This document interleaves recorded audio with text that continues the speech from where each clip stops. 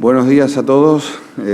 Tengo hoy el gusto de presentarles a Carlos Pizarro Wilson, que es profesor de Derecho Privado en la Universidad Diego Portales de Chile. Probablemente muchos de ustedes ya lo conozcan por su obra escrita. Carlos, además, es director de posgrado de investigación en la misma facultad y es abogado integrante de la Corte Suprema de Chile, algo que, según entiendo, es parecido a lo que en otros países se llama conjuez de la Corte Suprema. Son jueces que sustituyen a los jueces titulares cuando deben excusarse por alguna razón o enfermedad, etc. Carlos ha trabajado intensamente diversos temas de derecho privado, responsabilidad contractual, extracontractual y también derecho de familia, y según entiendo actualmente está desarrollando una investigación para un libro sobre responsabilidad médica. En todo caso, cuando nos enteramos que estaba aquí cerca de Girona, nos pareció que estando aquí nuestros estudiantes del máster en Derecho de Daños era una oportunidad única que no se podía desaprovechar y por eso lo invitamos así con poca antelación y agradecemos muchísimo su disponibilidad. Ha aceptado enseguida, me decía recién no había traído ni corbata porque, dicen, claro, no estaba previsto. Carlos, muchísimas gracias por estar aquí, es un verdadero placer recibirte. El formato normal de los seminarios es una charla de unos 40-45 minutos y luego abrimos un debate que puede extenderse hasta una hora o así, sino un poco menos también. Es tu tiempo, gracias. Bien, muchas gracias, profesor Papayani. Le agradezco la invitación. Es cierto que fue algo sorpresiva para mí, una especie de fuerza mayor de situarme acá, porque andaba más bien de vacación y por motivos personales, pero me pareció muy interesante venir a compartir en un máster que, por lo menos en nuestras tierras, ¿no? En América del Sur, cada vez tiene más difusión, se ha vuelto, la verdad, bastante atractivo para los abogados latinoamericanos, sobre todo, al parecer, por una visión que comparte la teoría, ¿no? del derecho, la argumentación y también las materias propias de la responsabilidad civil, lo que sin duda lo hace bastante atractivo, por lo menos para los profesores y abogados chilenos. Y quise escoger una temática que, por cierto, siempre ha dado lugar a bastante debate y que refiere a la participación de la víctima en su propio daño. Es decir, cómo una determinada actividad, conducta, negligencia u omisión de parte de la víctima puede tener una influencia, ya sea para la exclusión de la indemnización, para la exclusión de la responsabilidad, ¿no? Bajo la hipótesis del hecho de la víctima, o también para una disminución, ¿no? en la apreciación de la indemnización, una rebaja en la indemnización, en caso que se presente una coparticipación, un fenómeno de concausas en que la víctima, como señala el Código Civil chileno y el Código Civil colombiano, se dé el fenómeno en que la víctima se expuso imprudentemente al daño, ¿no? Lo que también se reconoce en la mayoría de los sistemas como la contribución a la negligencia o en el derecho norteamericano hoy en día más bien se habla de la comparación de las negligencias, la faute de la victime en el caso francés. Entonces se trata de una institución que ha estado ahí, sobre todo, analizada a partir de la idea de culpa o negligencia de la víctima en el ámbito continental, podríamos decir, ¿no? El caso más reciente de regulación en Sudamérica es sin duda el nuevo Código Civil argentino, que lo trata como el hecho del damnificado, ¿no? Y recoge en una misma regla, de hecho, la hipótesis del hecho de la víctima como una causal de exclusión total de responsabilidad, dado que la única y exclusiva causa del daño que reclama la víctima ha sido su propia intervención. Luego, mal podría haber una hipótesis de responsabilidad en ese caso, y enseguida pasa a analizar más bien la otra situación de la coparticipación. Es decir, que la víctima se expone imprudentemente al daño. Y bueno, en general los derechos los reconocen y también los principios de derecho europeo de la responsabilidad civil, que entiendo varios de ustedes están analizando con el profesor Martín Casal, recoge esta misma regla, aunque quizás quizás de una manera más compleja, ¿no? Una manera más compleja porque por una parte hay una regla que es la 306 que dice: la víctima tiene que cargar con la pérdida sufrida en la medida correspondiente a la probabilidad de que pueda haber sido causada por una actividad, acontecimiento o cualquier otra circunstancia perteneciente a su propia esfera. En realidad ahí más bien se trata de, en ciertos casos, de causalidad incierta, ¿no? Pero ya hay un atisbo de que dentro de esa causalidad plural puede haber una intervención de la víctima y que aquí por lo menos no se califica en forma subjetiva, es decir, en ese artículo, por lo menos en el artículo 306, no se alude, ¿no?, a la culpa de la víctima, sino que más bien se refiere a una actividad, acontecimiento o cualquier circunstancia perteneciente a su propia esfera, ¿no?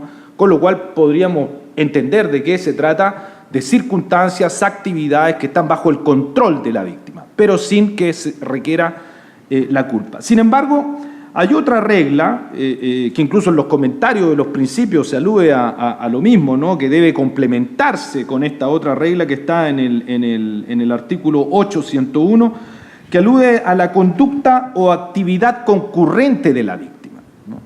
Y de hecho hubo toda una discusión en el grupo acerca de por qué, o sea, cómo denominar este fenómeno, ¿no? Porque como en general en el derecho continental, como les decía, se alude más bien a la culpa de la víctima, la negligencia de la víctima, el derecho norteamericano más bien a la contribución de culpas, luego a la compensación de culpas, pero en el derecho continental normalmente se colocaba el énfasis en la idea de culpa de la víctima.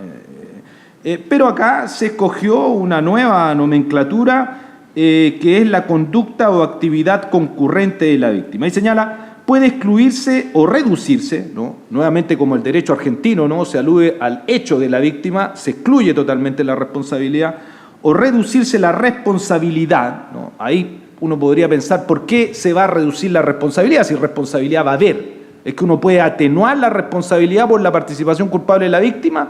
¿O en realidad más bien la participación de la víctima puede dar lugar simplemente a una moderación o rebaja de la indemnización? Pero la responsabilidad será tal cual, ¿no? En la medida que se considere justo en atención a la culpa concurrente de la víctima y a cualesquiera otras circunstancias que serían relevantes para establecer o reducir la responsabilidad de la víctima si fuera la causante del daño, ¿no? Bueno, más adelante podremos analizar que aquí detrás de esta regla sin duda que se trasluce la teoría del espejo, es decir, asumo, ¿no?, que para resolver los problemas de participación o contribución de la víctima al daño, como si la víctima fuera el victimario, y en consecuencia reflejamos en el caso de la víctima todas las circunstancias de responsabilidad que aluden a una hipótesis genuina de responsabilidad para que proceda la indemnización.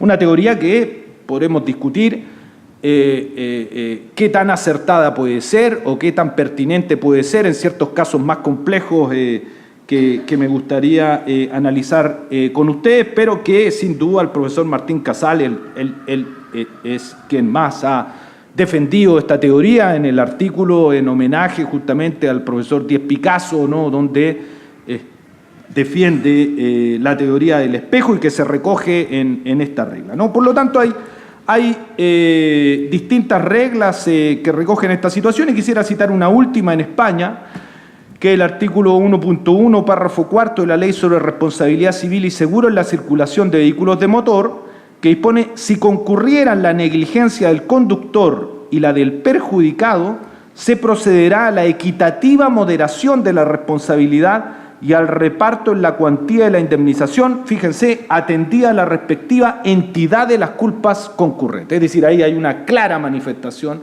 de considerar el elemento subjetivo, la culpa, para efectos de proceder a la rebaja en la indemnización, lo cual está en contraste, ¿no?, con los principios europeos de responsabilidad y que más bien ratifica en cierta medida la idea de la culpa como un elemento fundamental a considerar en la participación de la víctima. Bien, algunos casos también que podrían ilustrar el problema y que iremos tratando de dilucidar, ¿no? Hay un caso bastante comentado en mi país. Se trata de un activista mapuche. Mapuches son nuestros aborígenes que estaban ahí cuando llegaron los españoles, ¿no?, que resistieron 500 años y y todavía siguen resistiendo, la verdad. Hay todo un movimiento para recuperar las tierras de parte de este pueblo originario. Y bueno, había una manifestación, un grupo de mapuches armados, ¿no? En el proceso quedó constancia de que habían disparado, ¿no?, en contra de las fuerzas policiales, y con posterioridad, cuando se estaban dando a la fuga, uno de ellos, Matías Catrileo, recibe un impacto de bala en la espalda y que le ocasiona la muerte. El policía fue sancionado penalmente y hubo una demanda civil de su madre y de su hermana en contra del Estado de Chile en razón, ¿no?, de el daño moral que se le había ocasionado producto de la muerte por las fuerzas policiales. Y el Estado lo único que alegó fue la regla de la rebaja de la indemnización en razón de que Matías Catrileo se había expuesto imprudentemente al daño. Es decir, desde el momento que él participaba en una manifestación armada, ¿no?, como se constató, no se sabe si es que él disparó o no, si portaba arma, pero sí que en el grupo había gente armada y que habían emanado disparos, y que en consecuencia correspondía aplicar nuestro artículo 2330 en términos que cuando la víctima se expone imprudentemente al daño corresponde una rebaja en la indemnización. En otro caso, un trabajador de una empresa encargado de la capacitación de otros trabajadores tenía todo lo necesario para realizar la capacitación en un container que era un refrigerador, la verdad, pero sin funcionar, y al costado de ese container había otro que sí estaba funcionando. Por alguna razón que tampoco se logró establecer en el proceso, este trabajador que estaba capacitando a los otros desatornilla la puerta, ingresa a ese container refrigerado y fallece. Se encuentra ahí con posterioridad, y habría que agregar que la cámara de seguridad que se exigía en estos containers no estaba funcionando. Es decir, no se pudo percatar quién debería estar vigilando que todo estaba funcionando normalmente en estos containers, de que había una persona y que había caído y que en definitiva falleció.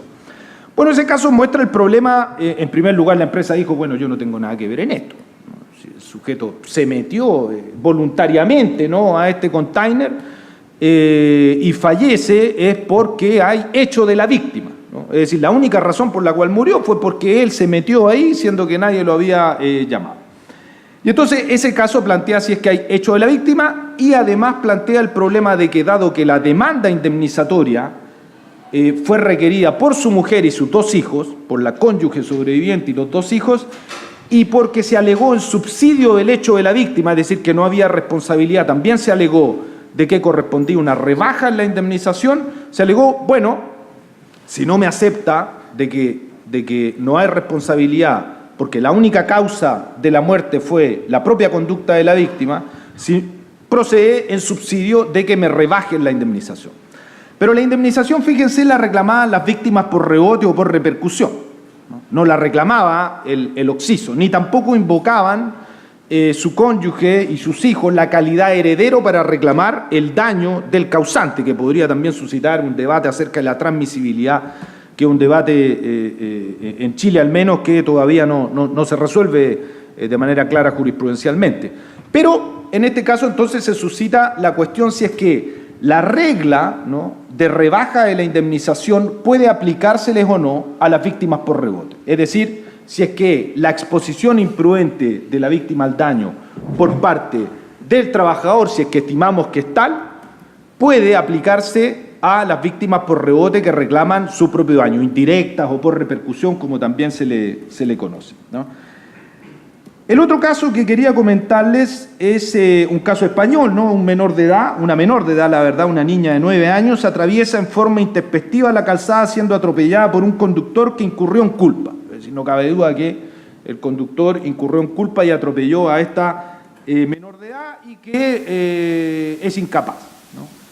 ¿Puede imputarse culpa a esa víctima menor de edad y por ende rebajar la indemnización? Es decir, se aplica, ¿no?, esta idea de la concurrencia y la rebaja en la indemnización cuando se trata de incapaces, ¿no? Es otra pregunta que uno podría plantearse a propósito de la participación en su propio daño. Otro caso, un paciente resulta con un daño severo a propósito de una malpraxis médica. Pero una vez que se produce este resultado, ¿no?, el resultado dañino que se agota causalmente con la malpraxis, el paciente podría haber atenuado o evitado el agravamiento del perjuicio. ¿Cómo? Bueno, realizándose ciertos tratamientos curativos, tomando ciertos medicamentos que en definitiva no lo hacen, ¿no? Y eso plantea entonces el problema de la aplicación de una institución, la verdad, más bien de índole contractual, que es la mitigación del daño, la mitigación de las pérdidas en el ámbito extracontractual. Es decir, si es que es posible sostener de que el causante de un daño agota su responsabilidad cuando interviene la víctima con su propia conducta al no evitar el agravamiento del daño, la minimización del daño, que los principios europeos, por lo menos en el comentario, plantean de que no la trataron en forma particular porque la entienden en la regla que les acabo de leer, la 801, donde se alude más bien a la concurrencia de la víctima en términos de hecho de la víctima o de concausa, ¿no? Pero entienden de que en esa regla también estaría la minimización del daño. Cuestión que a mí me parece discutible y que, bueno, uno no entiende por qué en unos principios que están llamados, ¿no?, más bien en este caso, a diferencia de principios de derecho de contratos que tienen una aplicación en el ámbito arbitral, que están más bien orientados a inspirar legislación o soluciones del derecho estatal local, ¿no? ¿Por qué no dar claridad acerca de la posibilidad de la minimización del daño como una institución aplicable, ¿no?, sino que se deba entender de que está en esa regla 801 que más bien alude a las otras dos instituciones que acabo de mencionar. Ese entonces lo que arrastra la participación de la víctima en su propio daño, porque usualmente estudiamos la responsabilidad civil de acuerdo a sus condiciones y la procedencia de la indemnización, pero desatendemos más bien lo que ocurre con la víctima como partícipe en su propio daño. Y algo similar ocurre también en el derecho a los contratos, donde, y aún más yo creo, poca atención colocamos a la intervención del acreedor en el incumplimiento contractual, ya sea a través del hecho del acreedor, del amor a creditoris o incluso de la excepción de contrato no cumplido, ¿no? Bueno, esta regla, la primera cuestión que plantea esta regla de la rebaja en la indemnización, ¿no?, no la exclusión de la responsabilidad, plantea en primer lugar cómo uno construye la idea de culpa de la víctima. Es decir, qué estándar uno debe aplicar para efectos de entender si es que hay culpa o no de la víctima. Si uno aplica la teoría del espejo es muy sencillo, digamos, ¿no? Vamos a aplicar exactamente, ¿no?, las mismas condiciones para que se establezca la culpa del victimario a la víctima. Sin embargo, hay algunos matices en el sentido de que existe sin duda un deber de las personas para vivir en sociedad de respetar al prójimo y no causarle un daño, digamos, el principio nemine laedere que se recoge desde la obra de Dumas en homenaje al rey, ¿no?, las leyes civiles según el orden natural, y que pasa a la codificación francesa y se expande, ¿no?, en las diversas codificaciones. Pero la discusión está, bueno, es que existe un deber de autocuidarse, existe una carga de autocuidarse, tengo en realidad la necesidad de protegerme, y cuestión que también se puede discutir a propósito de los incapaces, ¿no? Porque la discusión que les planteaba a propósito de la niña de 9 años que es atropellada, plantea ese problema. Bueno, ¿voy a aplicar o no una rebaja en la indemnización que le corresponde a esa menor? El padre o madre o ambos reclaman la indemnización de la menor en representación de ella y demandan X cantidad de dinero. Aparte demandan como víctimas por rebote su propio daño, ¿no? Pero respecto de la menor, la pregunta es, bueno, ¿ella tenía un deber de autocuidarse? ¿Cómo yo puedo construir un deber de autocuidado respecto de alguien que es incapaz? pareciera que no es posible. Las legislaciones que establecen como un elemento necesario para la rebaja en la indemnización la imprudencia, como ocurre con el caso chileno, el caso colombiano, bueno, no tendría aplicación esa regla. De manera tal que, al no poder exponerse imprudentemente al daño, en razón que es incapaz, y un incapaz, su conducta no es susceptible de calificarse de culpable, no procedería a la aplicación de la regla y por ende la indemnización respecto de la menor debiera ser total. En cambio, respecto de los padres que reclaman, ¿no?, su indemnización a título de daño propio como víctimas por rebote, ellos, al no haber cuidado, ¿no?, a la niña correctamente, procedería a la rebaja de la indemnización. Sin embargo, hay algo que ahí no cuaja, ¿no?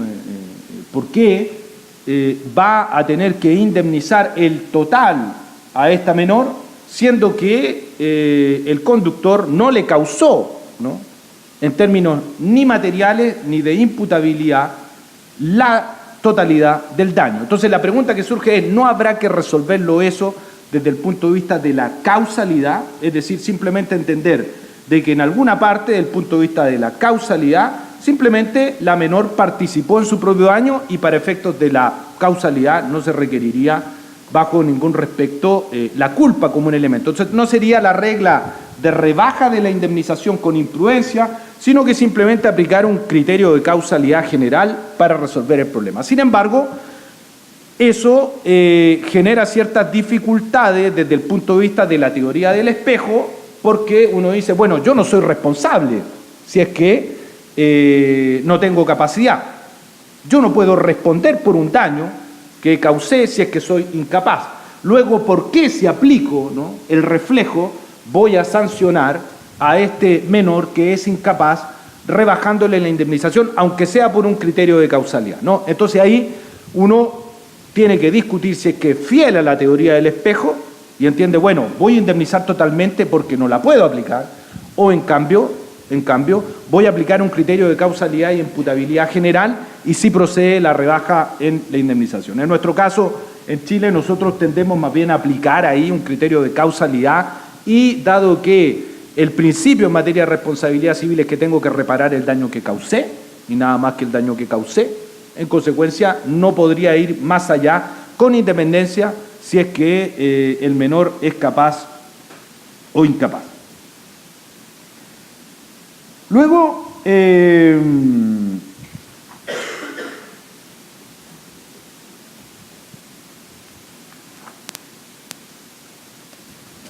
me gustaría tratar de entender, ¿no?, ¿cómo podemos reflexionar a propósito de las actividades peligrosas de la víctima, ¿no? En algunos derechos latinoamericanos, más bien por vía jurisprudencial, al igual que en algunos derechos europeos, se ha ido estableciendo a pesar o a contrapelo, ¿no?, de las reglas expresas de los códigos civiles, que si se trata de una actividad peligrosa, más bien vamos a orientarnos a establecer una responsabilidad objetiva, ¿no?, es decir, que se responde sin culpa. Luego la pregunta que surge, nuevamente, razonando en base a la teoría del espejo, ¿qué pasa cuando la víctima lleva a cabo una actividad peligrosa? ¿Qué influencia tiene, ¿no?, el que la víctima ejecute una actividad peligrosa? O, por ejemplo, el caso colombiano es sintomático en eso, donde ha aplicado de manera muy significativa que, tratándose de actividades peligrosas, que define más bien como aquellas que frecuentemente ocasionan daños, como los accidentes de tránsito, o que si llegan a ocasionar un daño, el daño tiene una magnitud significativa, ¿no?, como casos de combustible, por ejemplo, de transporte de combustible, y que los principios incluso europeos detallan de manera bastante significativa que se entiende por actividades peligrosas, establecen una responsabilidad objetiva. Luego, si es que la víctima lleva a cabo una actividad peligrosa, eso debiera tener una influencia a propósito de la participación de la víctima en su propio daño. ¿no? O incluso un caso que aparece en los principios que tiene que ver, es un caso bien curioso, ¿no? Del gato, ¿no? No sé si lo escucharon, el caso del gato que lo lleva, el dueño del gato lleva al veterinario el animal y bueno, termina arañando al propio dueño y demanda al veterinario, pero el veterinario dice, bueno, usted está a cargo del gato, digamos, ¿no?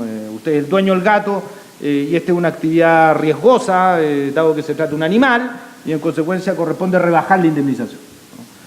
Entonces, bueno, si uno aplica, ¿no?, la teoría del espejo nuevamente, uno diría, bueno, hay rebaja, ¿no?, dado que hay una actividad peligrosa, ¿no?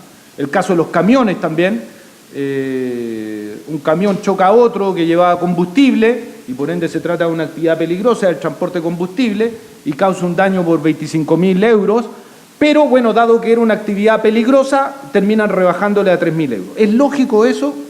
Según la teoría del espejo, sí, dado que ejecuta una actividad peligrosa. Pero en realidad corresponde hacerse cargo por parte de la víctima de la ejecución de una actividad peligrosa en términos que eso signifique sí o sí una rebaja en la indemnización. No parece tan claro, ¿no? De partida, normalmente lo que aseveramos en materia de responsabilidad extracontractual es que corresponde indemnizar todo tipo de daños, ¿no?, previstos e imprevistos, a diferencia de la regla de previsibilidad en materia contractual, puesto que el contrato es un órgano previsor, ¿no?, y la regla de previsibilidad que inaugura fundamentalmente Potier en su Tratado de las Obligaciones dice, bueno, si contrato para el cumplimiento y para el incumplimiento, y luego simplemente voy a indemnizar los daños que se pueden prever a la época de que se celebra el contrato, ¿no?, porque el contrato es un órgano de previsión. Pero en materia extracontractual, en cambio, no es así. Voy a indemnizar los daños previstos e imprevistos, y más bien la regla de límite está dada por la causalidad, por una regla de imputabilidad, pero no bajo el criterio de la previsibilidad al momento de la celebración de un contrato, porque no lo hay. Entonces, ¿de qué manera puedo entender de que simplemente por el hecho de llevar a cabo una determinada actividad, la víctima tenga que enfrentar una rebaja en la indemnización, ¿no? Los principios parecen orientarse en ese sentido. Me parece, en cierto caso, discutible, ¿no? Porque lo que sugieren los principios europeos es que la víctima tiene que cargar con la pérdida sufrida en la medida correspondiente a la probabilidad de que pueda haber sido causada por una actividad, acontecimiento o cualquier otra circunstancia perteneciente a su propia esfera. Es decir, lo coloca como la situación en que él fuera el victimario, y por ende eso justifica, el caso del gato, el caso del choque de los camiones, que haya rebaja en la indemnización, ¿no? De hecho, el profesor Martín Casal sostuvo que ciertamente la causa que se hallará en su esfera de riesgo de la víctima, si tiene su origen en una conducta o actividad de la propia víctima, pasará a ser la justificación de la rebaja. No parece haber necesidad de culpa, ¿no?, sino que solo debiera acreditarse que existe una probabilidad de que el daño tuvo su origen en la actividad de la víctima, que ésta pueda controlar, dado que se encuentra en su esfera, digamos, en su control de causalidad. Supongo que a eso se referirá el texto, un poco inapropiado me parece la expresión esfera, no sé por qué la habrán, no aparece en los comentarios por qué se habrá aludido a esto de la esfera, ¿no? A mí me suena más bien a balón, ¿no? Pero tiene que aludir a una cuestión de control de causalidad. De hecho, la reacción en eso no me parece tan afortunada. Tampoco parece tan afortunado hablar de lo justo, ¿no? El artículo 801 dice que vamos a evaluar lo justo. Entonces, ¿qué quiere decir con eso? Con que va a haber un criterio de justicia que se refleja en qué. ¿Cómo nuestros derechos podrían evaluar esta idea de lo justo a propósito del artículo 801? ¿Qué significa eso, ¿no? En realidad, a mí lo que me parece es que esta cuestión tiene que resolverse simplemente en términos causales y de imputabilidad. Es decir, desde el momento que puedo cargarle a la víctima que tiene una participación causal en términos de imputabilidad objetiva, puede tener relevancia para efectos de proceder a la rebaja en la indemnización. El caso del tren, por ejemplo. El caso del tren, que es un caso chileno y que también está en los comentarios a los principios, va un tren con infracción de la reglamentación. y va una señora que cruza y resulta atropellada por el tren.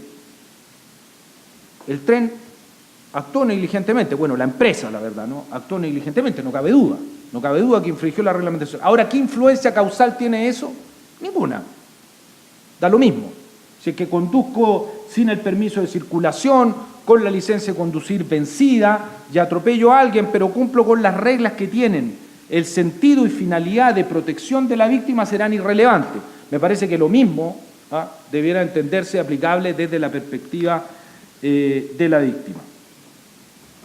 Puede excluirse o reducirse la responsabilidad en la medida que se considere justo, dice la regla 801. ¿Cómo en una regla vamos a colocar que se considere justo en base a qué? ¿En base a qué criterio, no?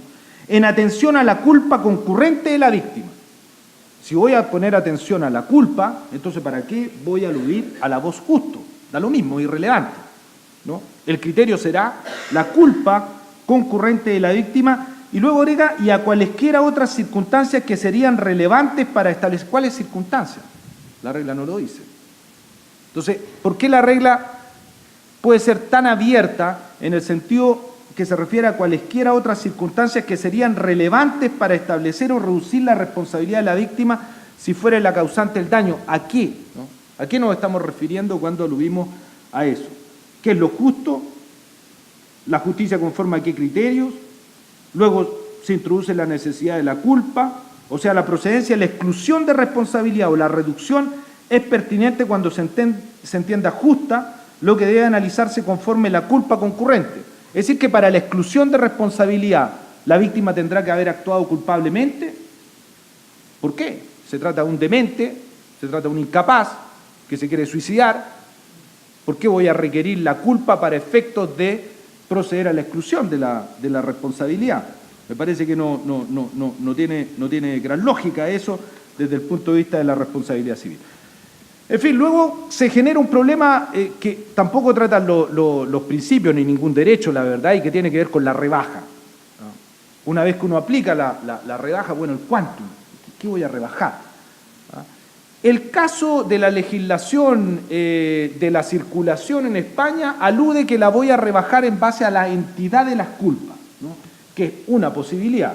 Es decir, usted fue más o menos culpable, en cierta medida la regla norteamericana que ha evolucionado hacia esta idea de la comparación de las negligencias, incluso si es que la víctima va más allá en su culpa de un 50%, no recibirá nada, ¿no? Bueno, ahí supongo que el profesor Papayani podrá explicarnos todo esto de un análisis más económico, de cómo realizar el cálculo, ¿no? de porcentajes, de cuándo la víctima se expone en un 20, en un 30, un 40. La verdad que en la aplicación de los tribunales todo esto es simplemente olfato, ¿no? ¿Cuánto se lo rebajamos, ¿no? Todos se miran, ¿no? Yo que estaba ahí en la Corte Suprema, bueno, rebajemos un 20, ¿no? ¿Qué más? Nadie va a traer una calculadora, una varita mágica para establecer. Y la cuestión es más compleja, sobre todo, cuando se trata del daño moral. Pues no se trata normalmente se trata de la indemnización del daño moral. Entonces, la víctima reclama una indemnización, se expuso imprudentemente al daño porque iba sin el cinturón de seguridad, supongamos, y sufrió lesiones graves que habrían sido menores. Y bueno, en ese caso procedería la rebaja, ¿no? Dado que se expuso al daño al ir sin el cinturón. Y entonces la indemnización es el daño moral, y bueno, ya la indemnización del daño moral suele ser bastante discrecional. Ahora la rebaja lo será también. O sea, de hecho son cuestiones que escapan normalmente al control de casación, ¿no? Todo lo que tiene que ver con montos, con indemnización, salvo que existe una aberración, las Cortes de Casación, las Cortes Supremas, los Tribunales Supremos normalmente no se involucran en el cálculo de la indemnización, salvo cuando casan para anular una sentencia que viene rechazada la demanda y colocar el monto, ¿no? Como en el caso, por ejemplo, del galpón refrigerado, donde después de gran discusión se estableció que había responsabilidad, donde se aferró en realidad la Corte a la idea de que la Cámara no estaba funcionando y en consecuencia hubo un incremento del riesgo, ¿no? Bajo la teoría de la imputabilidad objetiva del incremento del riesgo por parte de la empresa. aumentó el peligro para este trabajador y se estableció la responsabilidad. Pero luego, ¿no?, se discutió si es que a estas víctimas por rebote que estaban reclamando la indemnización correspondía o no oponerles la rebaja dada la exposición del trabajador de la víctima directa. Y bueno, ahí también se dio otra discusión donde se sostuvo por una parte por el voto mayoritario que correspondía aplicar la indemnización total, y en cambio el voto de minoría señaló que correspondía nuevamente por causalidad oponerle la rebaja en la indemnización. ¿Por qué? Porque en realidad cuando la víctima por rebote, la cónyuge y los hijos reclaman la indemnización, el daño cuya indemnización están reclamando ha sido causado en parte, en una proporción significativa, por el victimario, ¿no?, en este caso por la empresa, pero también en una parte por la víctima que se expuso imprudentemente al daño, ¿no? Y en consecuencia en ese porcentaje correspondería rebajar la indemnización. Todo esto es pura lógica, pero luego nuevamente cuando corresponde aplicar la rebaja es simplemente discrecional, ¿no? Más bien el esfuerzo tiene que ser de fundamentar, porque en los números resulta difícil estimar la cuantía. De ahí que, bueno, hay un criterio de culpabilidad para calcular el quantum y hay un criterio de causalidad para calcular el quantum, y bueno, siempre está la teoría ecléctica que mezcla ambos, pero más bien a mí me parece que es el criterio de la causalidad nuevamente lo que tiene que determinar el quantum de la rebaja, ¿no? No es una gran receta porque, como les digo, en definitiva cuesta mucho determinar esa cuantía de la rebaja. Bueno, ya vimos en parte el problema del hecho de las víctimas incapaces, ¿no?, que tiene que ver con apreciarlo desde el punto de vista de la teoría del espejo o más bien desde el punto de vista de la teoría de la causalidad, donde también ahí en el caso de la menor procedería la rebaja, o más que la rebaja en realidad que el victimario responda por aquel daño que efectivamente causó.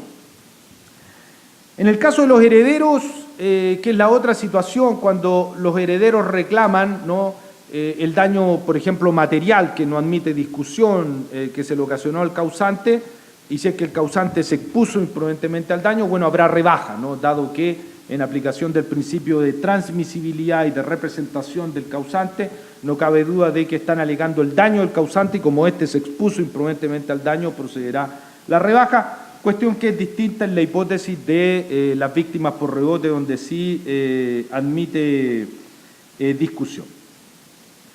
Luego está la cuestión del caso Catrileo Quesada, ¿no?, que les explicaba. Bueno, procede una rebaja en la indemnización ahí, la verdad que también se discutió bastante, pero en definitiva lo que sostuvo la Corte es que aquí resultaba aplicable, les leo considerando, resulta aplicable en la especie la teoría de la imputabilidad objetiva, en particular el criterio de la prohibición de regreso, que ha sido un intento afortunado de reducir los excesos de la teoría de la equivalencia de las condiciones, ¿no? Lo alegado en el recurso pretende que la conducta de la víctima directa de Catrileo fue causa de su muerte o daño que repercutió en los demandantes de auto, pues si no hubiera participado en los aciagos hechos, nada habría ocurrido, ¿no? La teoría de la causalidad sine qua non, que curiosamente recoge también los principios europeos de derecho de los contratos, una teoría más bien naturalística, alemana, de fines del siglo XIX, que más bien, bueno, una teoría que resuelve poco, digamos, ¿no?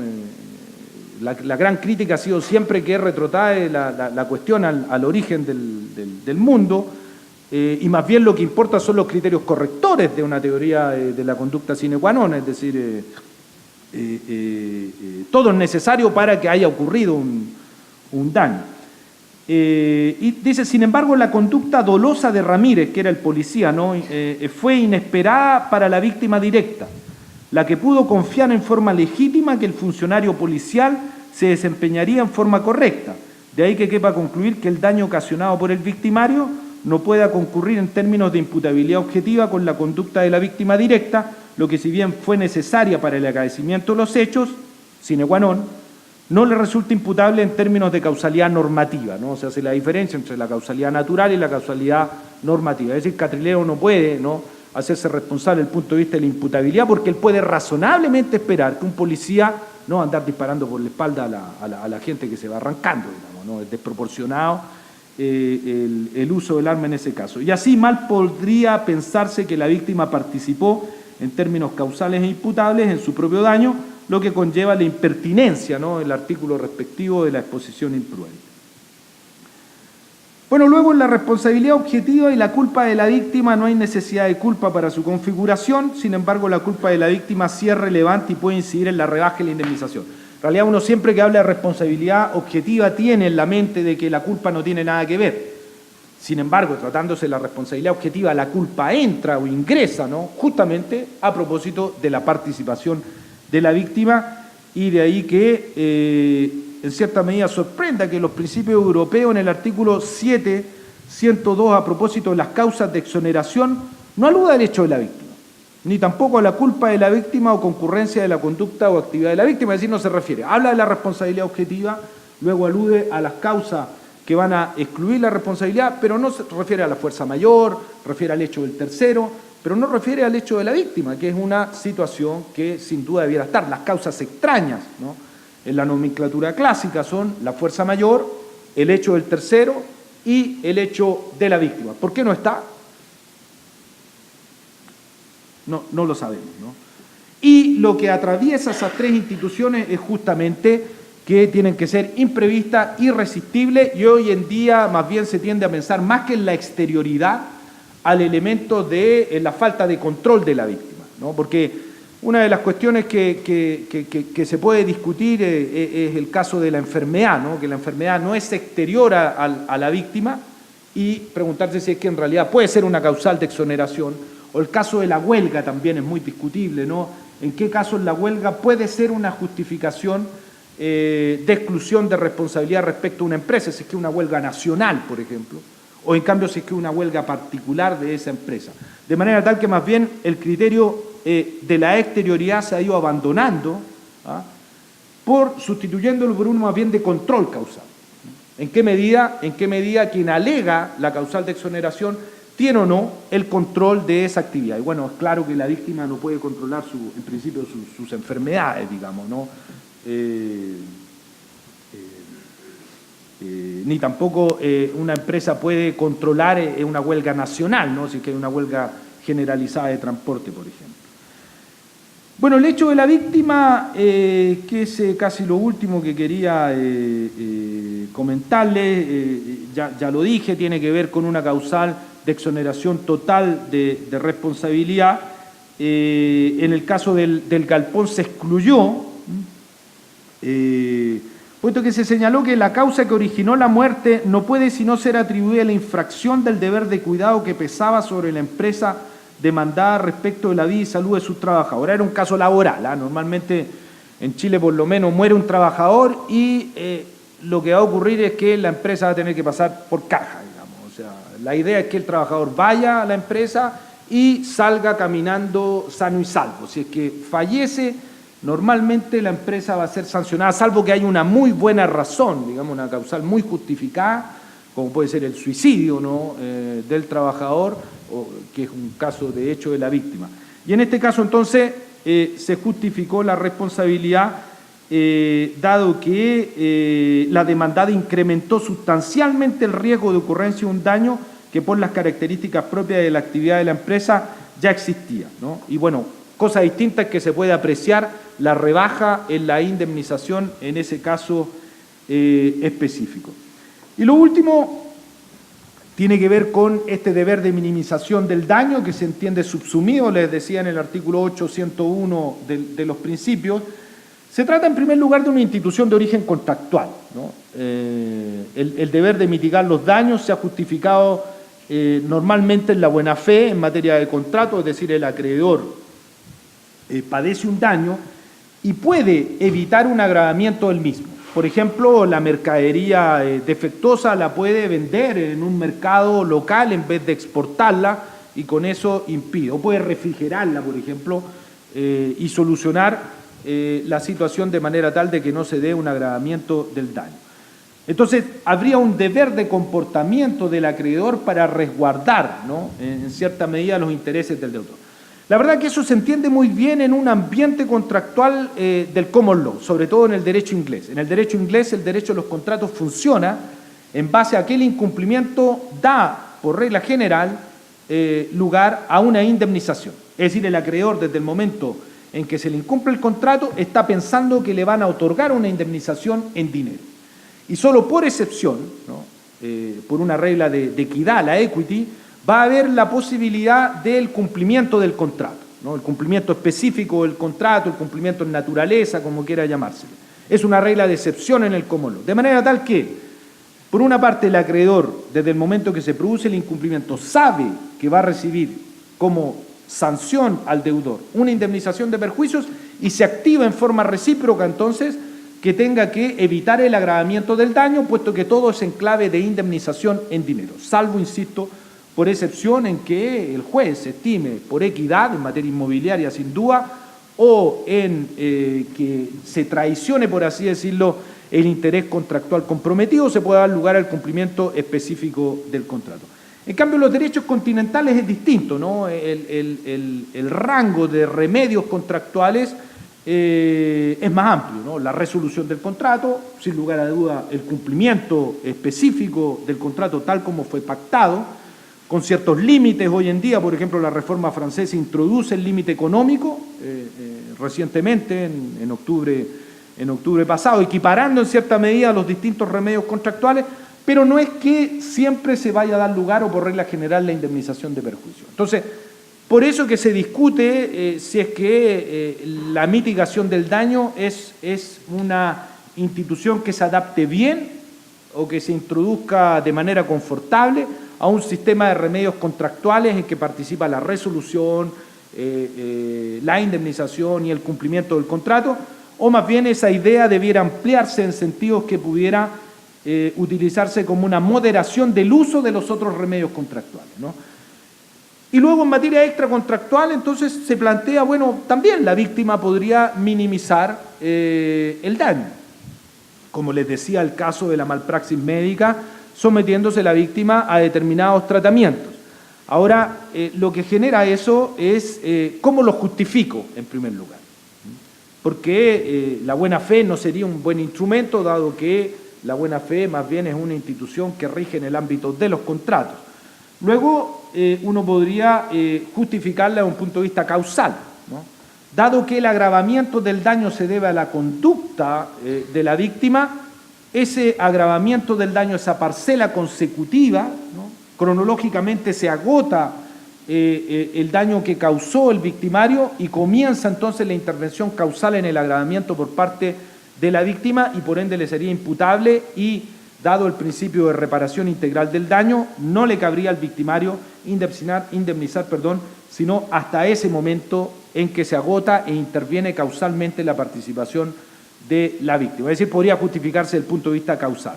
Pero también suscita ciertas discusiones en qué medida puedo exigirle a una víctima que se someta a ciertos tratamientos, ¿no?, lo cual involucra algún debate constitucional en términos de autodeterminación. ¿Puedo someter a la víctima o forzarla a que se someta a tratamientos dolorosos, por ejemplo? ¿Puedo someter a la víctima y justificar una menor indemnización, siendo que el tratamiento involucra un riesgo significativo de muerte, otra intervención, por ejemplo, que involucra un riesgo, de manera que esos criterios, ¿no?, la idea de aceptar la minimización del daño debe analizarse también desde el punto de vista de la posibilidad de la autodeterminación de la víctima de rechazar un tratamiento, por doloroso o por lo riesgoso que sea, y de esa manera, en consecuencia, justificar la improcedencia de la minimización del daño. De manera tal que la participación de la víctima en su propio daño involucra, ¿no?, en gran medida diversas instituciones que me parece que el hilo conductor, ¿no?, como la tesis que podría justificar y armar de qué manera debemos construir su pertinencia en cada caso, tiene que ver fundamentalmente con la causalidad más que con la culpabilidad, ¿no? De hecho, en el caso colombiano y el chileno, uno se interroga si es que esa regla, novedosa por cierto, en el siglo XIX, de que la exposición de la víctima imprudente al daño hace procedente la rebaja en la apreciación de la indemnización, no es una regla que más ensucia que aporta hoy en día, si es que uno, como en el caso argentino, pudiera más bien proponerla desde un punto de vista intensamente causal, ¿no? Intensamente causal, más que desde el punto de vista de la culpabilidad. Pero también es cierto, debemos discutirla con la teoría del espejo que recogen los principios y de qué manera ser fiel a esa teoría arrastra ciertos problemas que son difíciles de compaginar justamente con la causalidad. Muchas gracias.